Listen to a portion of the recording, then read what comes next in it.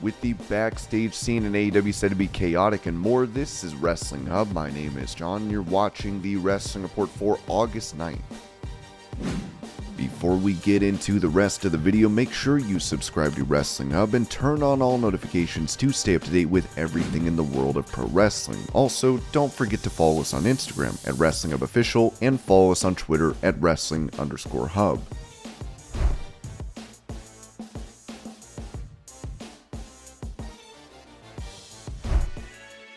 Speaking about a potential match against Gunther, Bobby Lashley told Sportskeeda that I love a fight and he's on my radar, of course. He's been doing some good things and I like him. I like his energy, I like his attitude. I mean, that to me is a fight that I like. That's the kind of thing that I like. Those are things that I'm here for. Ever since he's been in, everybody's been talking to me. I've been getting tweets of Gunther. I've been watching this guy. So I think it would be a good opportunity for us to kind of like mingle, get a little match in.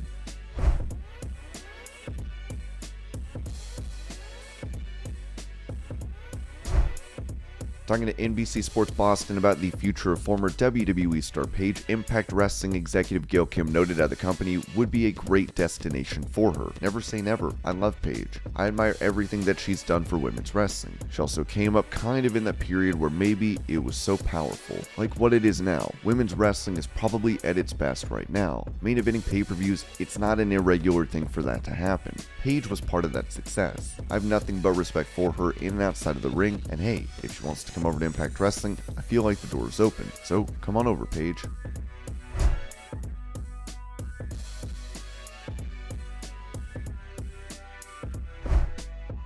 On Busted Open Radio, AEW's Mark Henry revealed that he is dealing with a brutal spine injury that causes him to need a wheelchair in some instances, saying, "To be honest, to be completely transparent, I got nerve damage, is why I don't wrestle, in my back, in my SI joint. It will just go out and I'll be on the ground, and there have been times where I do too much at AEW and I have to take a wheelchair through the airport, and it sucks because I'm prideful, and I hate it when I can't walk through the airport. Feels like my leg is on fire. I'm not saying for a pity party for me. I'm saying that Darren Drozdov is in a wheelchair for the rest of his life, paralyzed from the chest down. I know countless other guys that are on canes and in wheelchairs too. My doctor told me, hey man, you know you can surgically get that fixed, and he said don't do it until you can't walk no more. He's like, let that be your last alternative. So I feel it, but I'm not there yet. You know what I'm saying?"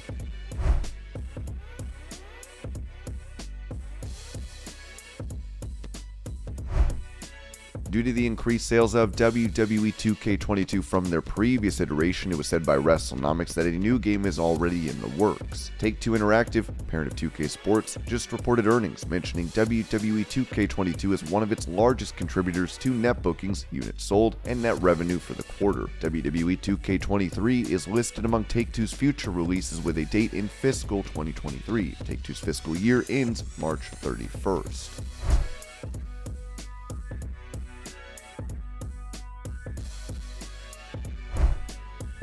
When asked about the prospect of becoming a 17-time world champion in WWE, John Cena told the crowd at Comic-Con Wales, "That's a very difficult question. Like I said, I know I'm not done in the ring, but I am realistic with where I'm at in my life. I'm 45, and I can tell you from being a 16-time champion, it is very tough to win. The top of that mountain is a young man's game. So I'm not done in the ring, but I'm not certain that that's in the cards. We'll see. There are stories yet to be told, because if I'm in the ring, I got a chance. I'm just saying I've been there, so kudos to the young guys doing it."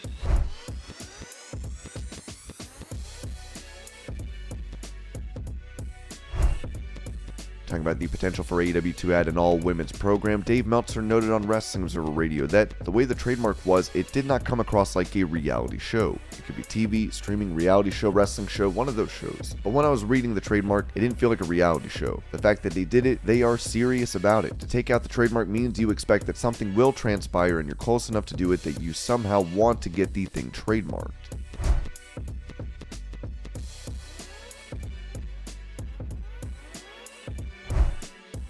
Talking to Rene Dupree during an interview, Kurt Angle revealed that he had the opportunity to face John Cena following his WWE retirement match at WrestleMania 35 against Baron Corbin. When I presented to Vince McMahon that I was going to retire WrestleMania that year, I told him I knew that I was losing a step.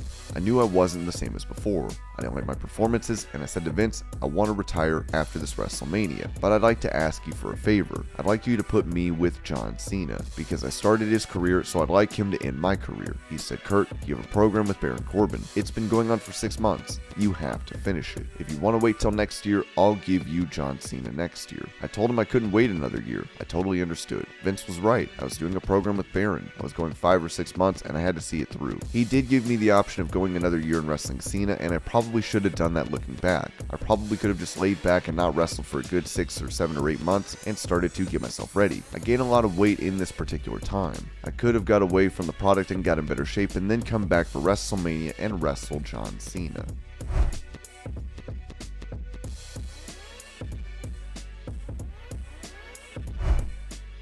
In some unfortunate news, pro wrestling star Mike Masters, known for his unbreakable full Nelson, has recently passed away, with it said that PWInsider.com has had to report the passing of professional wrestler Michael Rocky Jones, who performed for the WWF and New Japan Pro Wrestling in the late 1970s and early 80s following a battle with throat cancer. Jones, a truly nice guy, was 68 years old at the time of his passing. He had been in hospice for some time following the return of cancer after beating it previously. Over the course of his career, Jones worked a number of territories around the world before passing what he learned onto the next generation.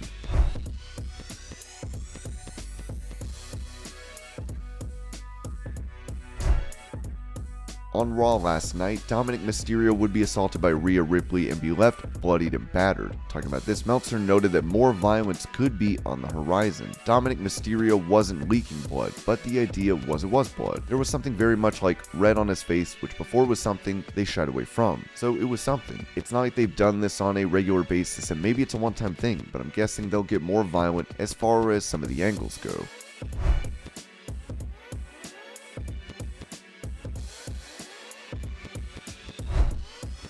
Following the return of Karrion Kross to WWE on SmackDown, many are excited over the prospect of even more stars making a comeback. On Raw last night, another star made his return in the form of Dexter Lumis, who could be seen in attendance following AJ Styles' victory over The Miz in a no DQ match.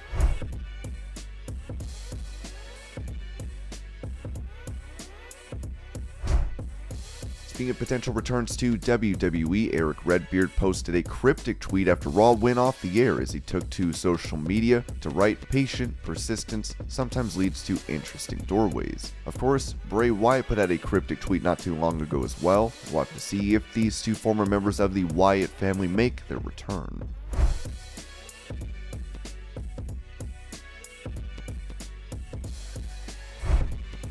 Providing an update on his health, AEW star Malakai Black noted that he was nearly forced into retirement, writing, "Till about 3 months ago I was dealing with a back injury I was convinced was going to force me into retirement. But after a literal year of treatment that went from working to complete failure on several occasions, we all of a sudden hit the correct vertebrae during a dry needling session and everything released. From there we were able to rehab and strengthen. You can check video 2 of this horrendous view and my personal reaction to it, however allowing me now a few months later to slowly move back into deadlifting and a few more compound moves."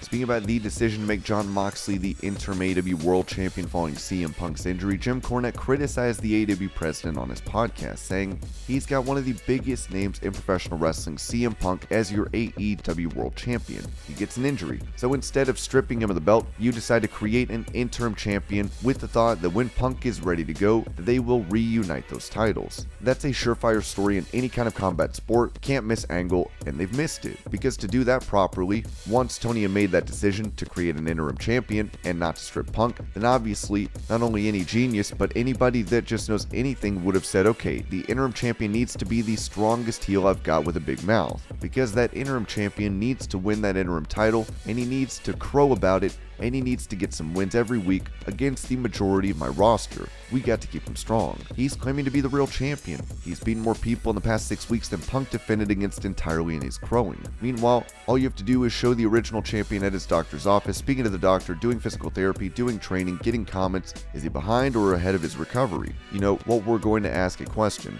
Is he going to be ready? He might have to relinquish. Maybe he'll never be the same again. Is Tony Khan now debating the thought of stripping CM Punk of that championship if he doesn't come back quick and making the interim champion the real champion? And that whole time, that heel is out there calling Punk a coward, and finally he says something heinous or does something heinous and personal. That's when Punk makes a surprise return and attacks the guy that has caused him problems and has been creating this reign of terror. And they have a big pull apart, and Punk demands to come back and face this guy, but he's not medically cleared. Well, damn it, we'll have a non-sanctioned match. He doesn't have to be medically cleared. After the regular card is over, lights out, Punk versus whoever for all the marbles. The winner will be the undisputed AEW champion. And the returning conquering hero will slay a dragon right or wrong, regain his property in the main event of a pay-per-view. Oh, I don't know, maybe like in his hometown of Chicago. There's one coming up if he ain't already there. Make it the pay-per-view in November, whatever. But what have they done? They not only did not put the interim title on a heel, so that there would be a dragon for the conquering hero to return and slay, but they put it on a garbage wrestler with an indie mindset. A balding, physically unimpressive, lack of athletic ability goofball with some kind of brain damage that he likes garbage wrestling. He'll be the champion, but so you're splitting the audience who they got to cheer for. Who's in the right, who's being taken advantage of. The whole presentation is completely off. This is pay-per-view buys. This is tickets and NBA arenas. That's what's wrapped up with Punk and the AEW title, and he's botched this too.